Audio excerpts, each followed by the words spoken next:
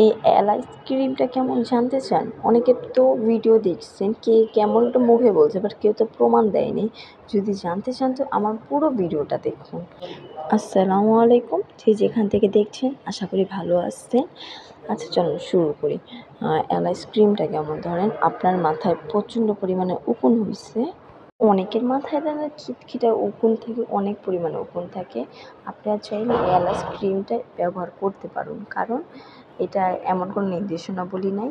আপনারা চাইলে এটা ব্যবহার করতে পারেন। শুকনো মাথার মধ্যে 10 মিনিট রাখবেন, লাগানোর পর লোশন, এটা একটু লোশন বুঝছেন, লোশন যেভাবে শরীরে মাখে না, ওটা সুন্দর করে মাথায় চুলের মধ্যে লাগাবেন, যেন একটু ভিতরে যায়, চুলগুলোর মধ্যে যায়, যেন যেখানে উকুনগুলো থাকে সেখানে যায়।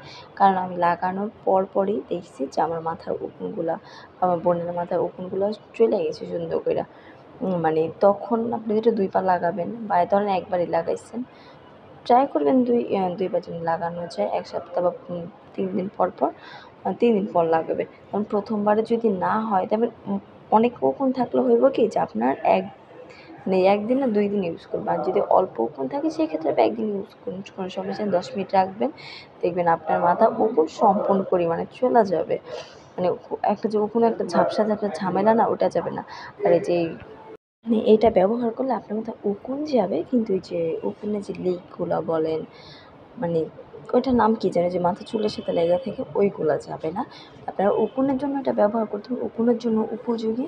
আপনি এটা শুকনো মাথায় লাগাবেন, লাগানোর পর 10 মিনিট রাখবেন। 10 মিনিট পর আপনি নর্মাল পানি দিয়ে ধুয়ে ফেলবেন, তাহলে হবে। পরবর্তীতে আপনি শ্যাম্পু করেন, ওটা আপনার খুশি।